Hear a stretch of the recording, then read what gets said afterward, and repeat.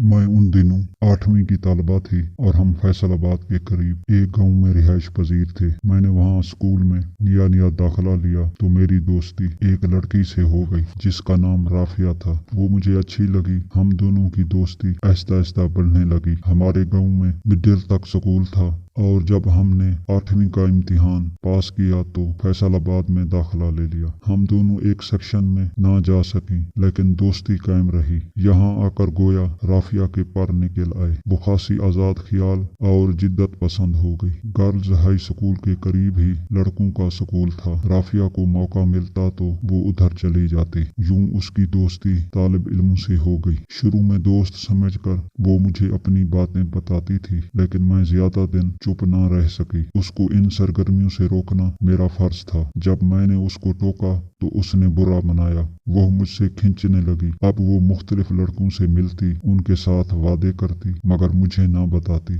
तब एक दिन मैंने कहा, राफिया देखो, मुझे तुम्हारी बातों की सब खबर है, चाहे तुम बताओ या ना बताओ, लेकिन मैं तुमको अब भी रोकूंगी क्योंकि तुम्हारी दोस्त हूँ। तबाह होते तुमको नहीं देख सकती। उसने मेरी बात को कड़वी दवा की तरह निगला और कहा, परवीन ज्यादा नसीहतें मत करो, मैं अपना बुरा भला खूब जानती हूँ। तभी मुझसे रहा ना गया। समझाने लगी कि तुम एक गरीब बाप की बेटी हो, क्यों अपने वालिद की इज्जत को खाक में मिलाती हो। इस पर वो बिगड़ गई। कहा कि खबरदार अगर आइंदा मेरे साथ दोस्ती निभाने की कोशिश की। इसके बाद हमारी बातचीत बंद हो गई और वो मैट्रिक से पहले ही पढ़ाई छोड़कर स्कूल से चली गई। कभी कभी किसी से पता चलता था कि राफिया की सरगर्मियां जारी हैं। कभी किसी लड़के के साथ चली जाती है तो कभी घर आ जाती है। उसका बाप मजदूर था और माँ अंधी थी। ऐसे में उसको रोकने वाला कौन था। यूं तो उसके बड़े भाई भी थे मगर वो शादीशुदा थे और बीवियों के साथ अलग घर में रहते थे। एक दिन मैंने एक वाकिफ लड़की से सुना कि राफिया बीमार है। वो लड़की शाहीना उसी के मोहल्ले में रहती थी। मुझसे रहा ना गया और मैं राफिया का पता शाहीना से पूछकर उसके घर चली गई। वो वाकई बिस्तर पर पड़ी थी। रंगत काली और आंखों में हल्के पड़े हुए थे। मुझे अचानक सामने देखकर उसकी आंखों में उम्मीद की चमक जगमगाई। उसने वफूर जज्बात में उठने की कोशिश की, नकाहत से उठ ना सकी और दोबारा लेट गई। मैंने उसकी खैरियत दरियाफ्त की तो आंखों में आंसू आ गए। कहने लगी, क्या बताऊं खैरियत, यूं समझो कि कभी की नेकी काम आ गई और बस खैरियत हो गई, वरना इज्जत और जान दोनों दाव पर लग गई थी। ये एक जोमानी बात उसने कही थी, मैं जिसको समझ कर भी ना समझना चाहती थी, लिहाजा उसके जवाब को नजरअंदाज कर गई और हाल अहवाल पूछने लगी। राफिया बोली, काश मैं पहले ही तुम्हारा कहना मान लेती तो आज इस हाल में न होती। दरअसल मैं अपने घर के खंचाऊ भरे माहौल से मुतनफर होकर इधर उधर प्यार तलाश करने लगी थी और फिर कट्टी पतंग बन गई। मेरे इस्तफसार पर उसने बताया कि ये सारा मसला मेरी बड़ी भाभी की वजह से हुआ, क्योंकि मैं सबसे छोटी और ना समझ थी। मैंने ज्यादा असर लिया। मेरे भाइयों की शादियां अम्मी ने बड़े चाव से की।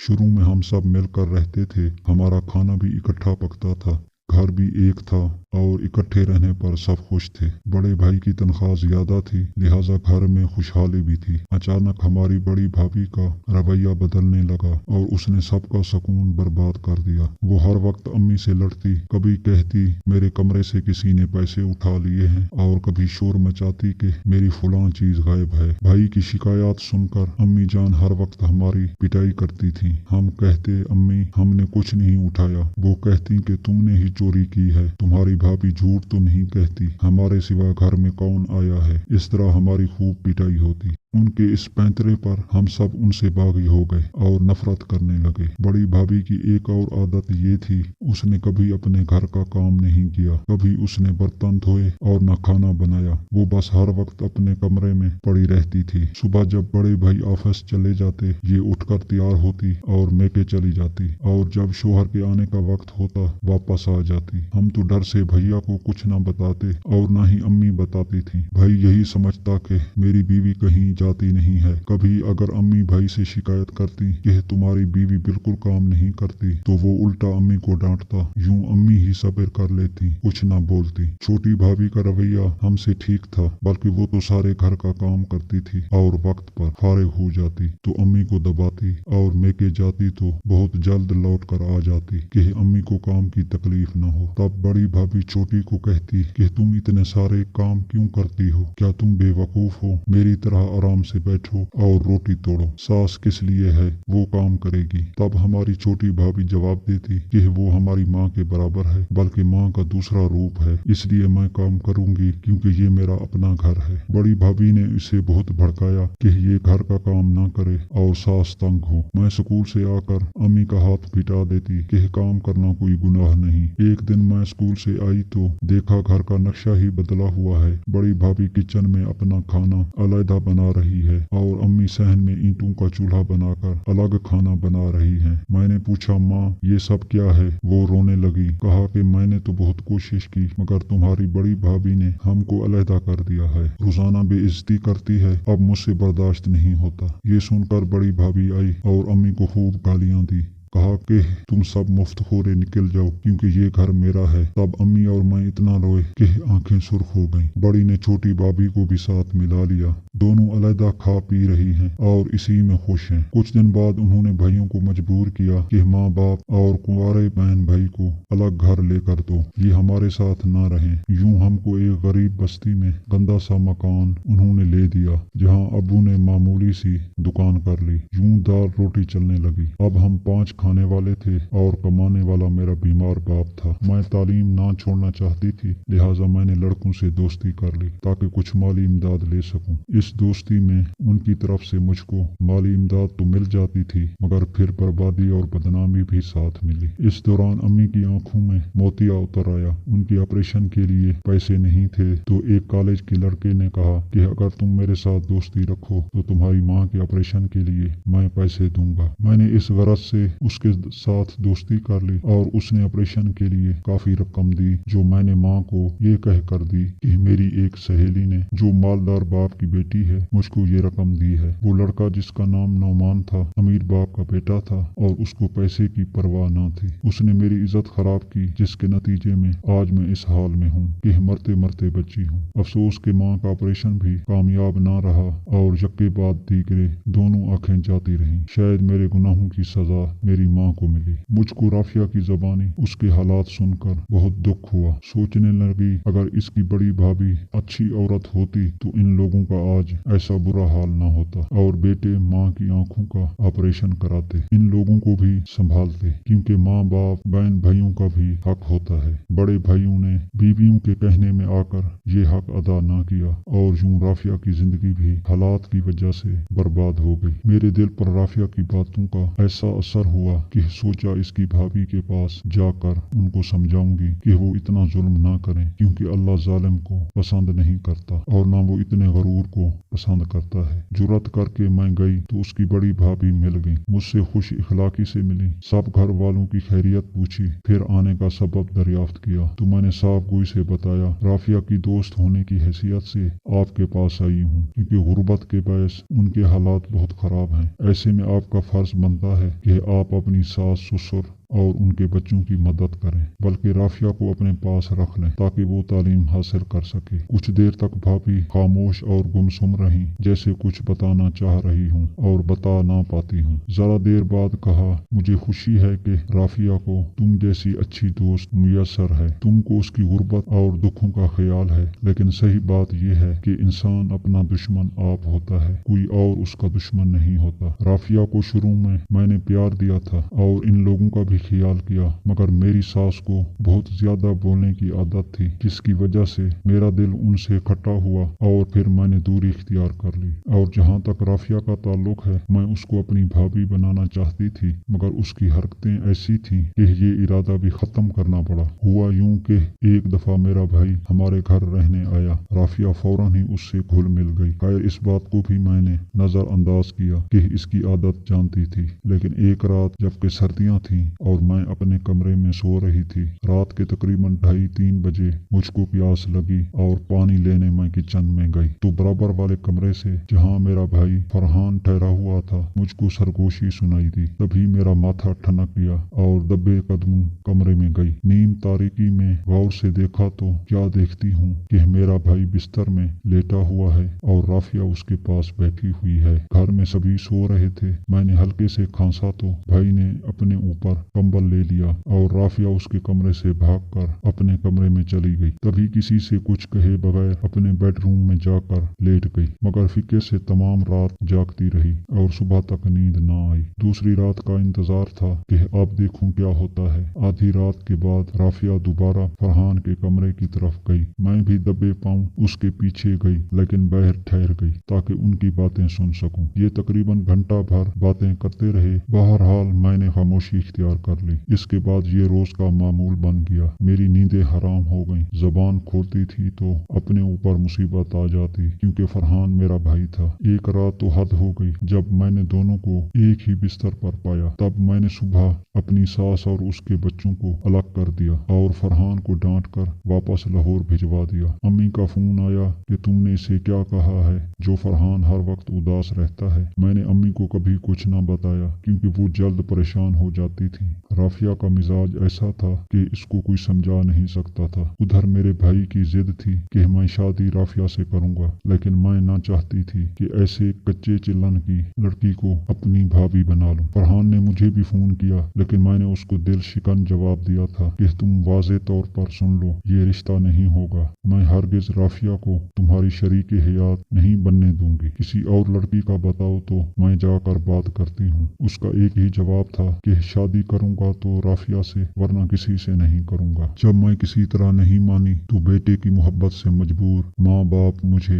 बताए बगैर मेरी सास और ससुर के पास चले गए फरहान के लिए राफिया का रिश्ता तलब करने। मेरी सास ने कहा कि जब तुम्हारी बेटी ने हमारे साथ ऐसा बुरा सलूक किया है और आखिरकार हमको घर से भी निकाल दिया है, तो अब हम कैसे अपनी बेटी का रिश्ता दें। हरगिज ये रिश्ता मुनासिब ना रहेगा। फिर आपकी बेटी भी ये रिश्ता नहीं चाहती। पहले उसको मना लें, फिर ये रिश्ता देंगे। अम्मी अबू मेरे पास आए और मुझको बहुत इसरार किया तो बादल न खास्ता मैं मान गई और वो खुश खुश दोबारा राफिया का रिश्ता मांगने गए। इस बार उसके वालिदैन ने हाँ कर दी और मेरे मेके में खुशी के शादियाने बजने लगे। मेरा दिल गवाही देता था कि ये बैल मुंढे न चढ़ेगी, क्योंकि राफिया का पीर आजाद हो चुका था और मुझे मालूम था कि उसकी और लड़कों से भी दोस्ती थी। चोर चोरी से जाए, हेरा फेरी से कब जाता है। अपने भाई को समझाती थी पर वो ना समझता था। जब रिश्ता तय पा गया तो ये दोनों बाहर पार्कों और होटलों में मिलने लगे, यहाँ तक कि सड़कों पर भी साथ साथ होते। उन्हीं दिनों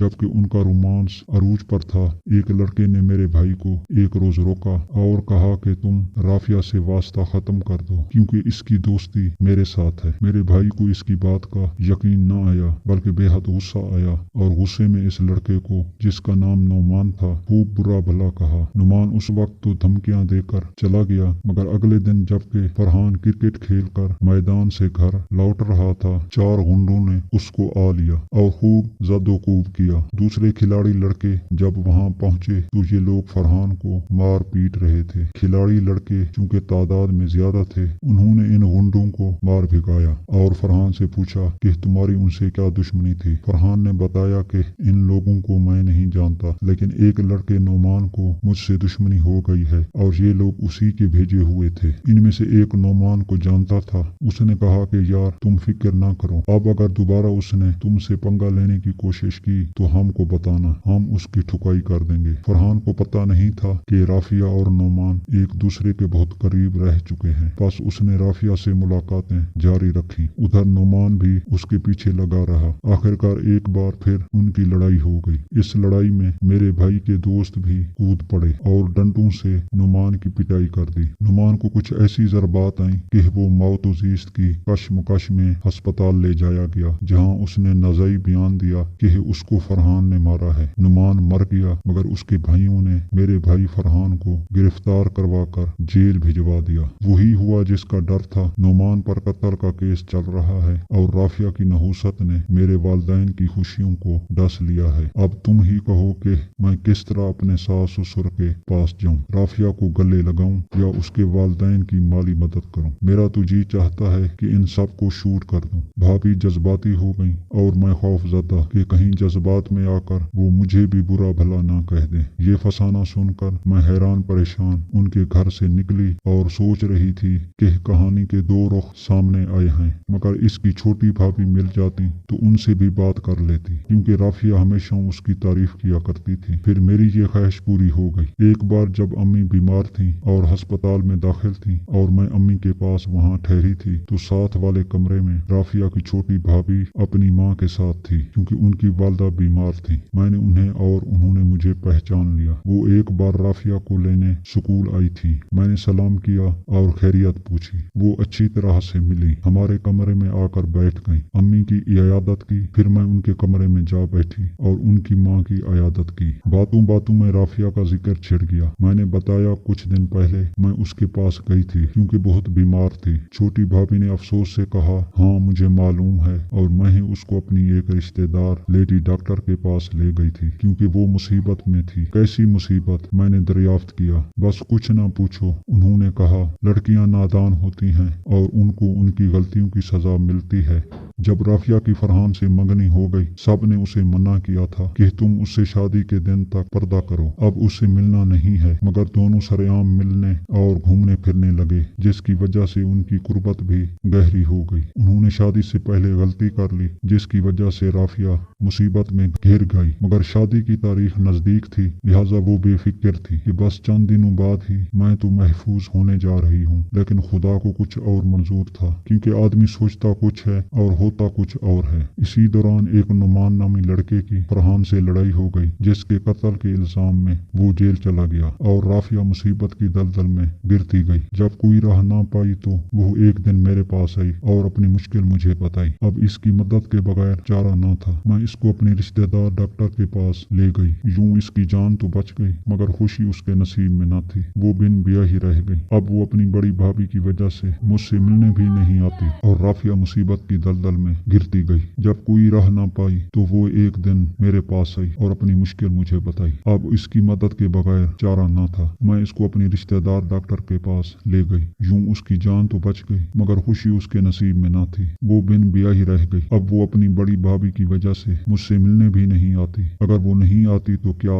आप भी उनसे मिलने नहीं जाती? मैंने सवाल किया तो भाभी बोली, मैं चंद बार गई हूँ। कसूर किसका था, बड़ी भाभी का या? मेरा अगला सवाल सुनकर उन्होंने कहा, शुरू में तो बड़ी भाभी का ही कसूर था। ये बहुत बेरुखी इख्तियार करती रही, शोहर को भी सास ससुर और नंदो देवर के खिलाफ भड़काती थी। बाद में अम्मी सास भी आपे से बहर हो गई और खूब बुरा भला कहती थी। मैंने हत्तुल अमकान सास का साथ दिया था, मगर बाद में मजबूरन अलग होना पड़ा, क्योंकि मेरे जेठ और मेरे शोहर का कारोबार एक है। दोनों भाई साथ रहने को तरजीह देते हैं और दुकान भी अपने वालिद को बना कर दी है। थोड़ी बहुत मदद करते थे, मगर सब फैसलों पर हावी, चूंकि बड़ी भाभी हैं और उनके भाई नुमान जेल में हैं। इस वजह से ये दोनों भाई उन दिनों अपने वालिदैन की तरफ बिल्कुल नहीं जाते। राफिया की तबीयत में जल्दबाजी थी, इस वजह से भी उसके कदम तबाही की तरफ गए। अगर वो सब्र और तहम्मुल से काम लेती तो शायद हालात इतने काबू से बाहर न होते। अब राफिया घर से नहीं निकलती। उसका छोटा भाई बड़ा हो चुका है, उसने घर के हालात संभाल लिए हैं। राफिया को भी घर से निकलने नहीं देता, तनख्वाह सारी लाकर माँ के हाथ में रखता है। राफिया बता रही थी कि जब से मेरा भाई बट्टू बड़ा हुआ है, अब्बू अम्मी को सुकून मिला है और हमारे दिन फिरने लगे हैं, और अब अम्मी उसके लिए दुल्हन ढूंढ रही हैं। इस फिक्रे पर मैं चौंक पड़ी और फिर मैंने दुआ की, या अल्लाह, इस बार राफिया की माँ को ऐसी बहू देना जो उसकी हमदर्द हो, बेटी बनकर खिदमत करे, उनको सुकून दे और ये बेटा उनसे छीन कर न ले जाए, क्योंकि माँ का अपनी औलाद पर बहुत हक होता है और बट्टू